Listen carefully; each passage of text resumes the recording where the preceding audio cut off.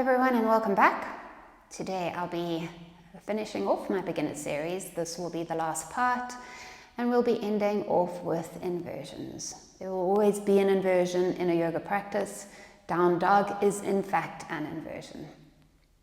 So we'll be moving through a few ways to build up strength to eventually get into the full inversion. And hopefully just eliminating some of that fear, which is what stops or prevents most people a lot of the time.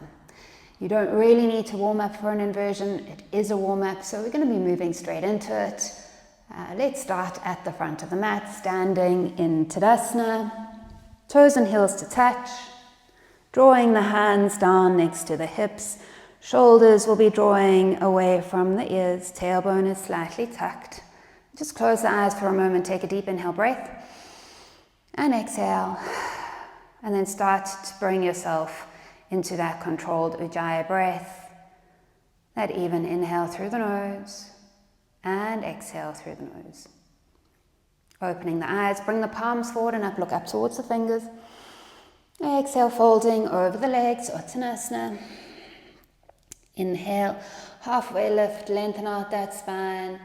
Exhale, plant your hands, step all the way back to your plank. Move the shoulders over the hands, bend the arms to 90, Chaturanga. Inhale, upward facing dog.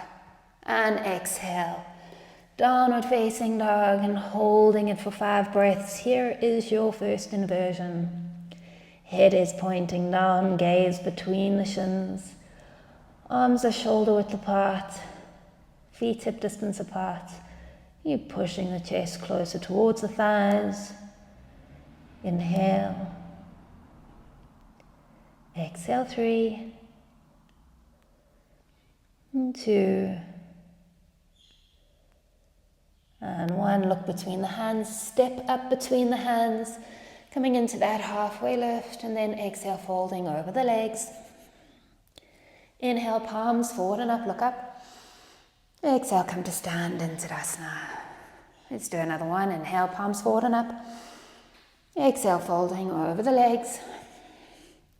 Inhale, halfway lift. Exhale, plant the hands, step back to your plank. Bend arms to 90 degrees, Chaturanga. Inhale, up dog. Exhale, downward facing dog. Just holding it for 5. Inhale.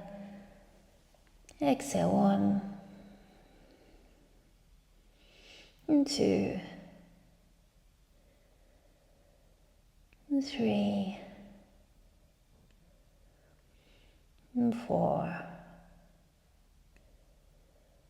and 5. Drop the knees down towards the floor and start to sit up onto the shins.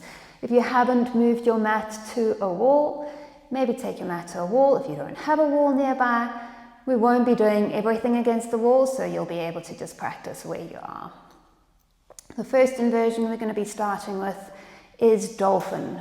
Dolphin is great to build up that shoulder strength and to get you prepared for the other inversions in the series or in a yoga class. So let's start with that. So for dolphin, shoulders or elbows will always sit underneath the shoulders. A good way to measure where your elbows need to be is to grab hold of the inside of each elbow with the opposite hand using the inside of the thumb and the index finger like so.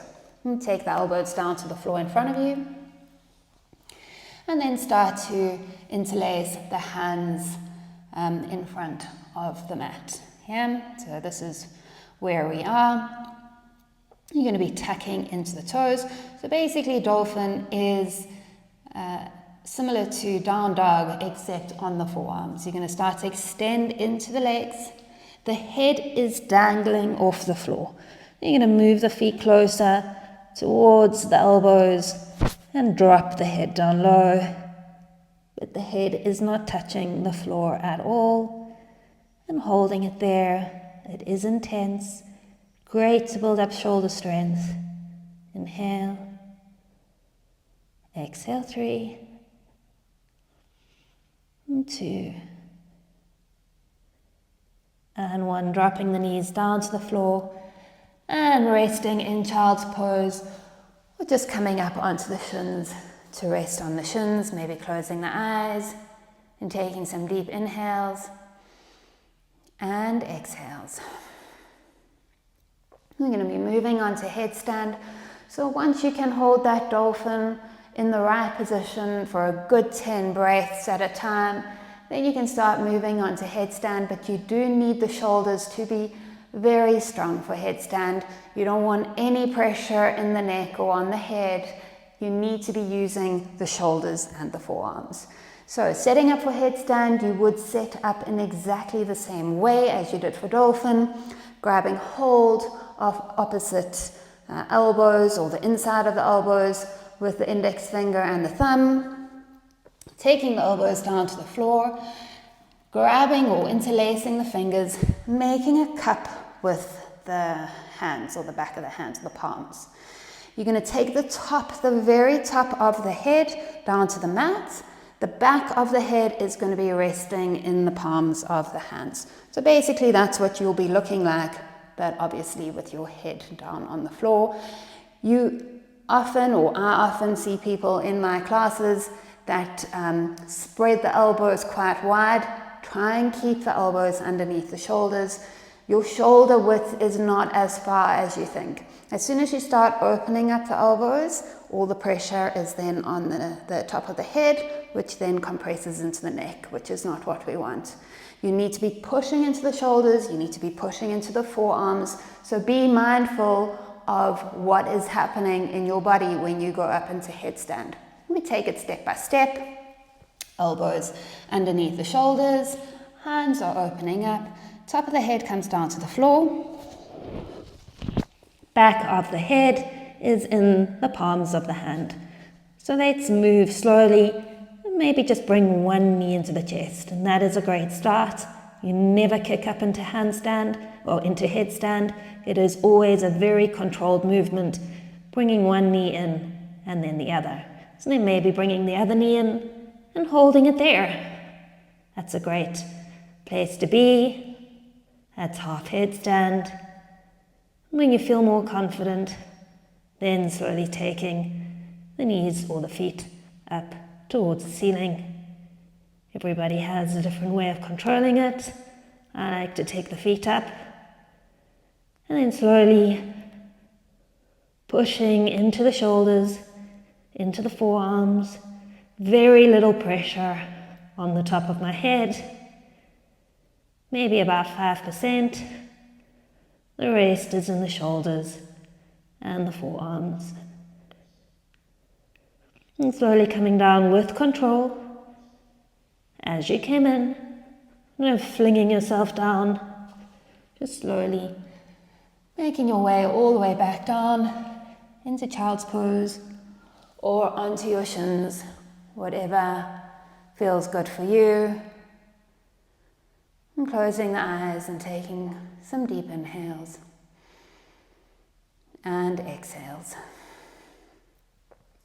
So with inversions, there's always going to be stages. With this video, maybe pause and take your time, playing around with each part and see how you go. You can, of course, put yourself up against the wall with a headstand if you feel more safe, or if it will just help you get up there without that fear of falling backwards. All right, let's move on to pincha. Exactly the same concept. So pincha Vinyasa, forearm stand. You can either have the hands together or the hands apart. I find with my hands apart, it's more stable in my shoulders, it brings more stability there, although I have to use a block. If I don't use the block, automatically my hands come together. So I use a block for pincha. I take my thumb at the bottom part or the bottom edge of the block and the rest of my fingers on the side of the block, all 4 fingers facing the top of the mat. My hand is flat on the mat. So again, we're going to move through stages. Elbows come down to the floor. Again, they are shoulder width apart. The further away you take the elbows, the harder it becomes. You don't have that much stability, so you want your elbows quite close. And then coming up into a dolphin. A little down dog there with the forearms in front. And you can start by just lifting one leg. That's a great start. And then maybe lifting the other. And starting to build up a little bit of strength. From there you can start to maybe do a few hops. The pinch you can kick up into, maybe doing 1 or 2 hops. And if you find the balance, then holding it there. And then coming down when you are ready. Okay, so the hopping is a great way to start. Maybe doing 5 hops on one leg with your other leg lifted in the air. And then 5 hops on the other leg if you don't have a wall. If you have a wall, take your sit bones all the way to the wall, back up, straight against the wall, and then where your feet end, when your legs are extended, that's where your elbows are going to be. So, you're going to bring the block close to you if you need a block, otherwise elbows where the feet ended. Yeah. Bring the heels up against the wall. So again, you're going to be in a down dog and just moving up against the wall. Lengthening out into the legs, taking the foot or one foot to your sit bone and then pushing against the wall and then gently lifting the bottom foot up in line with the top. Coming into a 90-degree angle. You feel like I'm a little bit far. So see how you feel. Adjust the elbows to where you need to be. If you feel like it's not a 90 degrees, or even take a picture while you're doing it so you can see, then move back or forward to where you need to be. So again, coming into that down dog against the wall, bringing one foot to the height of your sit bone, pushing against the wall, and then bringing the other foot to meet it. And then maybe lifting one foot up and dropping it down, and then lifting the other, and then dropping it down, and then maybe starting to take that foot away from the wall. And then coming down. Resting on your shins or in child's pose, taking some deep inhales and exhales, finding your breath, bringing the heart rate down.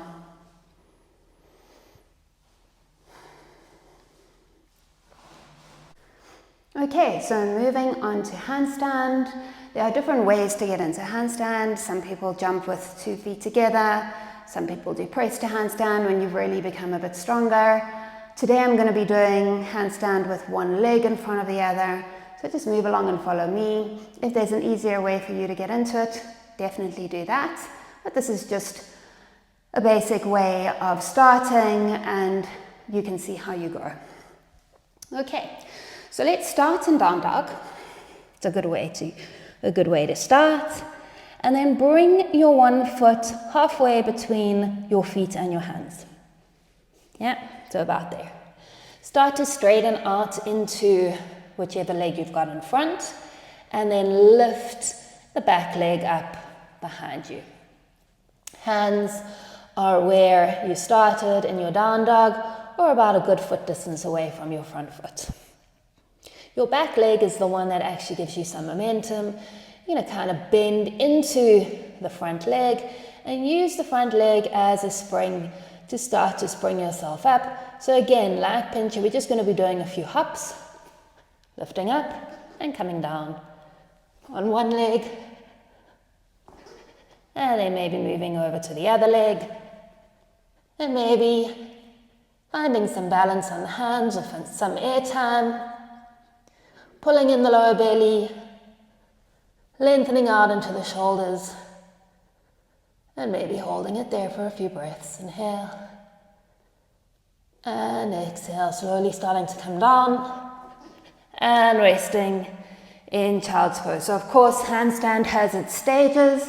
We'll be moving against the wall just to get that beginning stage going, but the hops are a really good way to start just feeling a little bit of pressure in the hands or where you need to be. Handstand and all inversions are all about stacking. The more you can find that stacking, the easier it will become. So handstand, you take your arms up overhead, either side of the ears, flex into the hands, push the shoulders up towards the ears. You really want to feel the length in the spine. So handstand, shoulder mobility is a bonus if you have it. The more the shoulders are closed, the more strength you'll be using. The more the shoulders are open, the more technique you'll be using. So you'll be able to stack the hips on top of the shoulders, ankles on top of the hips. It'll be one long straight line, and it will feel almost as if you're just standing on your feet. But again, let's move against the wall, just so we can take that handstand into stages.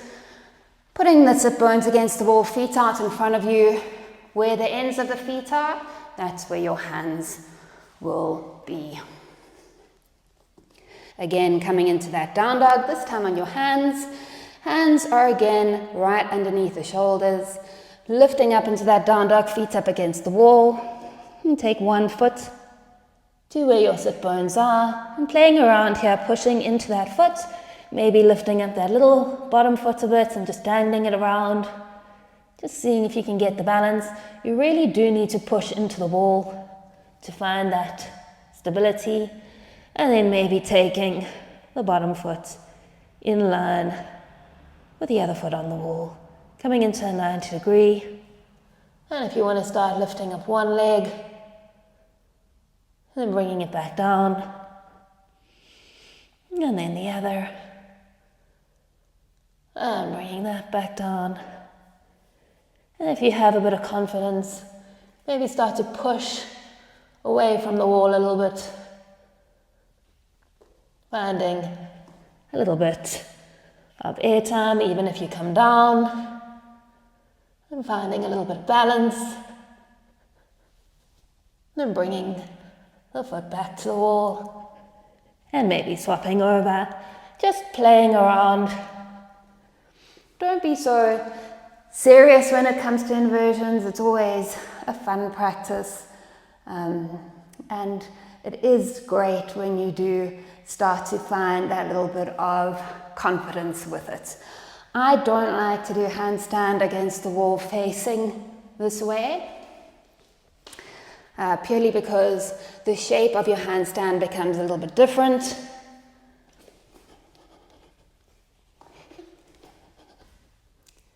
So even if I take my hands quite close to the wall, I'm still getting that arch in the back. So it is better to do what I did before with the 90 degree angle. It's always a good place to get the body position right.